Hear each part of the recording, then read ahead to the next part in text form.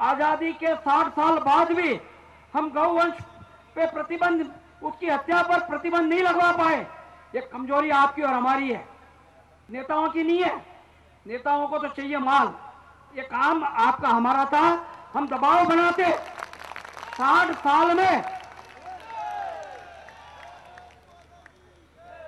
60 साल में आप और हम दबाव नहीं बना पाए। आज आप और हम अपने आप में सीमित हो गए।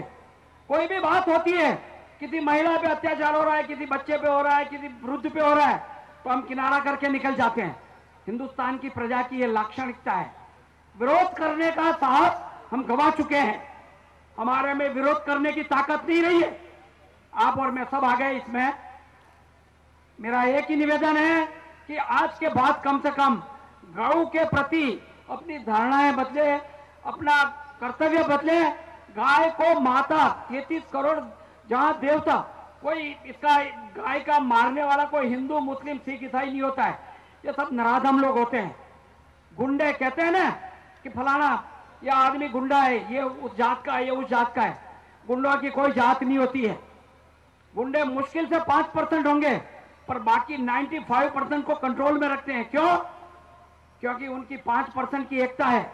और आप और हम 95% होते हुए भी हम ढीले हैं। हम सब कुछ गंवा चुके हैं। किसी, हम कहते हैं मुसलमान ये करते हैं, वो करते हैं। अरे किसी मुसलमान को इतना टाइम नहीं है कि वो अत्याचार करे गाय के ऊपर। जनरल बात बता रहा हूं मैं। हिंदू भी कोई नहीं है ऐसा, पर फिर भी मांस का खपत आजकल बढ़ रही है। क्यों बढ़ रही है? क्यों बढ़ रही है बताइए। आप और हम खाते हैं इसलिए, या कई खाने वाले बैठे होंगे। प्रदूषण मुक्त, अन्न युक्त, ऊर्जा युक्त, स्वावलंबी और संपन्न भारत बनाना, और माध्यम होगा हमारी गाय। और गाय में भी दूध नहीं, गोबर, गौमूत्र, उसके द्वारा देश को स्वावलंबी बनाना। अब अपने लोगों ने जयपुर में बैलों से चलने वाला ट्रैक्टर बनाया है। कीमत है 12,000 रुपया। मारुति के चक्के लगाए हैं, सीट रील है, सीट है। किसान को पैदल नहीं चलना, खाद बीज हाथ से नहीं डालना, और एक दिन में 5 एकड़ की खेती वो कर सकता है। ये प्रयोग करके देखा है। उसको डीजल का खर्चा नहीं, बाकी कोई खर्चा नहीं। उसमें एक और विशेषता है, उसमें आप खाद की जगह दूसरा अन्न भर दीजिए। अपने शाहजहांपुर मध्य प्रदेश के और एक कार्यकर्ता ने एक तरफ उसने चना भर दिया, दूसरी तरफ उसने गेहूं भर दिया। आगे के 1, 3, 5 छेद बंद कर दिए, पीछे के 2 और 4 छेद बंद कर दिए। जब बिजाई की, पहला उमरा गेहूं का, दूसरा चने का, तीसरा गेहूं का, चौथा चने का, पांचवा गेहूं का, यानी दोनों फसलें एक साथ, और बहुत अच्छे अनुभव।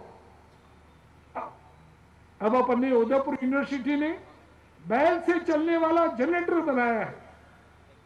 2 बैल घूमकर और आरपीएम बढ़ाकर इस प्रकार की बिजली पैदा करते हैं। किसान उससे 150-200 फुट से पानी निकाल लेता है, नदी से, नहर से पानी ले लेता है, खेत पर बिजली पैदा करता है। उस बिजली से अपने आटा चक्की, कुट्टी मशीन, थ्रेसर चलाता है। अब उसको सरकारी बिजली की आवश्यकता नहीं। गोबर गौमूत्र मिलेगा अलग से।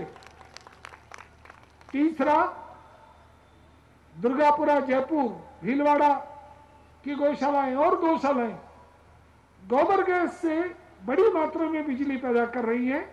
गोबर बैंक बनाकर एक एक घर में एक एक गाय है, उनसे वो गोबर लेती है, तोल कर लेती है, और उससे बड़े जनरेटर चलाती है।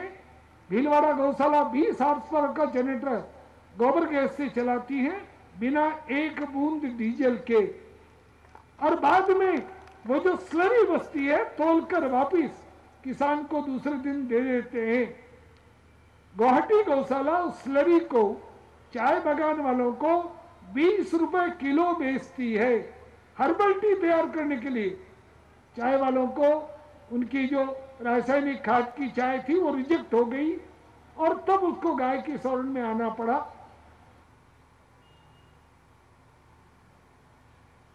और कई चीजें हैं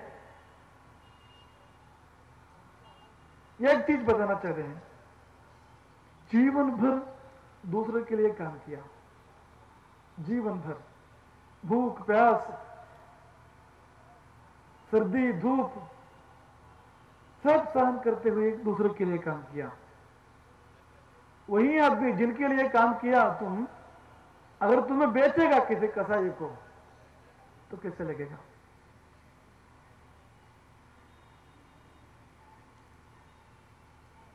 उस स्थान में खड़े होकर देखना कैसा लगता है। जीवन भर जो दूध की नदियां बहाती हैं, उनका खून बहाया है हमने कत्ल खाना में। जिन्होंने धरती को स्वर्ग बनाया, उनकी जिंदगी नरक बनाया हमने। मृत्यु ही मुक्ति है उनको, गौ माता को, क्योंकि इतनी हिंसा होती है। जिंदा जिंदा चमड़ा उतारते हैं, पकाते हैं जिंदा जिंदा गर्म पानी से। क्या हम सहन कर सकते हैं? हमें हो तो ठीक लगेगा हमें कि जिन्होंने हमारा पेट हृदय ठंड रखा, शांत रखा, उनको अंत में गर्म पानी से सेवा।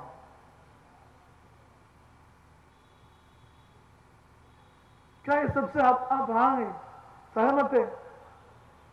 बंधुओं, कभी ये सहन नहीं करना, कभी इससे सहमत नहीं होना, कभी मूक दर्शक नहीं बनना कि हम भी पापी होंगे, इस पातक में हमें भी भाग मिलेगा।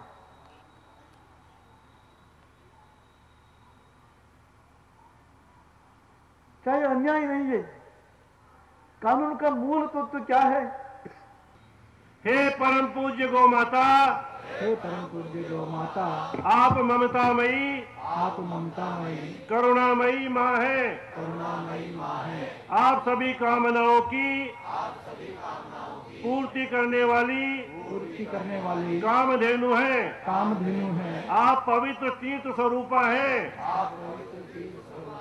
माँ, आप गंगा की पावनता और शुद्धि की देवी हैं।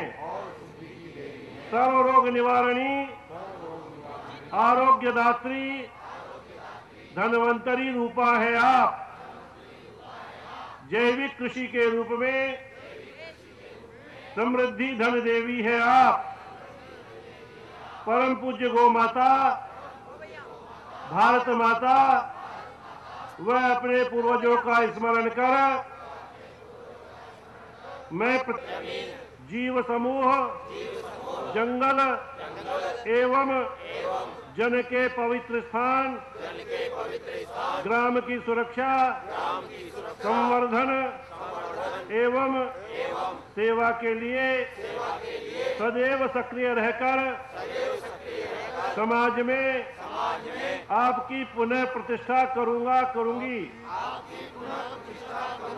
मेरा ग्राम की प्राचीन धरोहर को सुरक्षित रखते हुए उसे सुंदर स्वावलंबी बनाने के लिए मैं तन मन धन से प्रयत्न करूंगी। हे माँ, इस शुभ संकल्प की पूर्ति के लिए मुझे शक्ति एवं सामर्थ्य प्रदान करें। गौ माता की जय। संकल्प